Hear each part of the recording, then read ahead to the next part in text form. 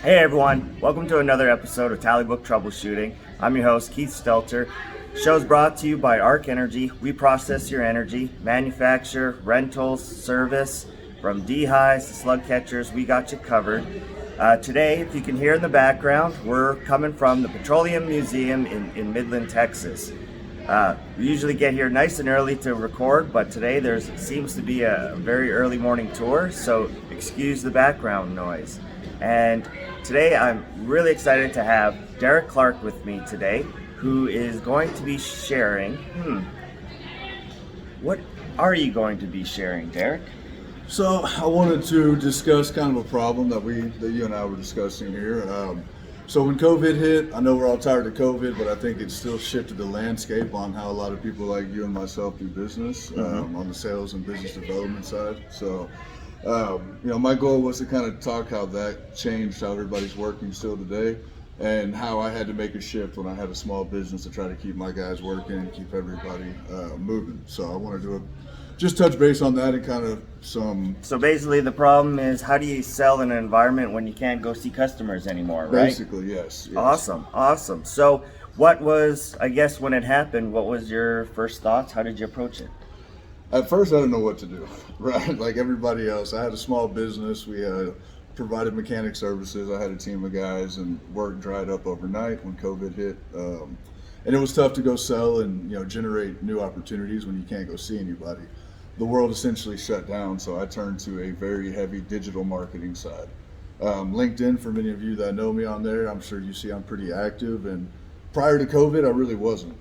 I would put up kind of your general salesy stuff about my company or products at the time, and would hope to get some interaction. And that's what it was, a lot of hope but not a whole lot of execution. To quote another guy, I think the term was, LinkedIn was pretty boring. So Exactly. definitely it wasn't much use before COVID. So you got on LinkedIn, then what was the next step? I found, and that's what I wanted to make the topic about, was building a personal brand. That was my solution to trying to sell on LinkedIn and other social media platforms. And the whole power behind it, I want to talk about it because you do an excellent job. Oh, thank you, sir. I met him through LinkedIn, and I knew him before we ever met face to face. And I think that's the power of LinkedIn is creating warm opportunities versus cold calls. Whenever you walk into an office and people already know you, your services, kind of have a general idea about you, it eases that conversation a lot more.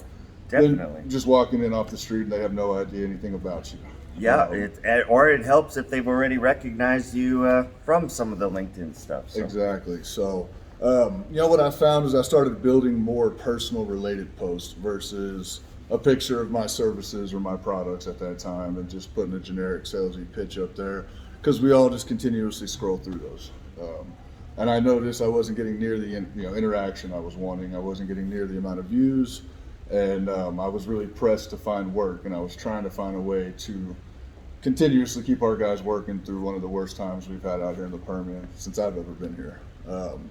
So anyway, the whole building the brand, I found very quickly when I put personal touches on videos that I would get a lot more interaction. I'd get a lot more profile views. Definitely. What I found was everybody's in-person sales approach. You wouldn't just walk up to somebody's office, throw your brochure on the table, then walk away. And that's what I felt was when I got on LinkedIn. Was a lot of the posts were just pictures of equipment and a couple taglines, and then that was supposed to somehow draw you in. And that's that was what I was doing a lot of. Exactly. And so the personal approach and adding that, definitely, now not only are you a business, but you're making that connection. And like you said, you stated it really well. A warm call versus a cold call. Right. And it started working. Of course, that company I ended up having to shut down. It was still tough, but there for a few more months, I was still able to generate more work, more opportunities, kept our guys in the field, which I'm proud of. It was a lot of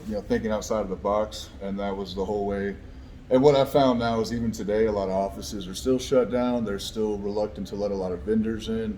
It's obviously opened up quite a bit compared to what it was a year ago, but it's still something I see that the digital world is going to continue to be a very powerful tool to utilize. Did it help you get the opportunity you're working with now? It did, yes. And for those of you who don't know, go to Derrick's LinkedIn page. He has a great LinkedIn page.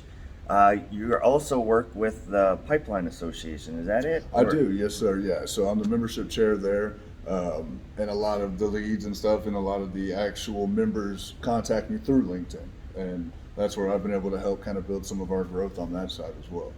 And so, with COVID, with the evolution of, the online, the digital marketing, you would say, has it forced you yourself to just evolve, or just you found an extra tool in the toolbox? No, it forced me to evolve. I've always been a face-to-face person. I utilize LinkedIn, but very minimal. It wasn't a go-to for me, and now it's something that I've tried to build more of a personal touch. I try to keep 50% of what I post is about the companies I represent and the services I offer.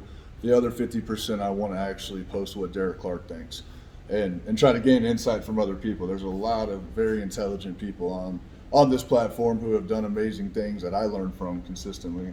I follow a lot of pages, I watch a lot of videos, and I find it overall interesting. And not everybody does, I get that, but I do think it's important to build a personal brand. When you build a company brand and you leave that company, well, it's like you just lost your brand, and people don't know anything about you except that company brand that you built. You have to continuously, especially in sales and business development and marketing, continuously build your own name. That way, wherever you go, people will know your name and know about you. And you can carry that with you. Exactly. Should you leave, you're bringing credibility to a company. They're not only getting a great employee, but they're getting, already a great brand with it. So I really appreciate you coming down. No, I appreciate you letting me on the show, man. Like I said, I've been following your page a long time. Well, I I'm very appreciate impressed that. with everything Thank you do. you. So. Thank you.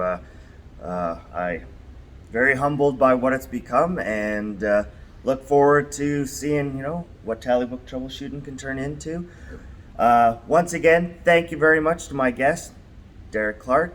Once again, if you don't know who Derrick is, go to his LinkedIn page, hit him up, DM, message. He's open to all the LinkedIn connections possible, I imagine, right? I am correct. And thank you again to the Petroleum Museum here in Midland for letting us come down and film. Thankfully, that tour that was going through kind of took off, so it worked out pretty good on the timing. It did. And till next week, everybody, that's how you troubleshoot.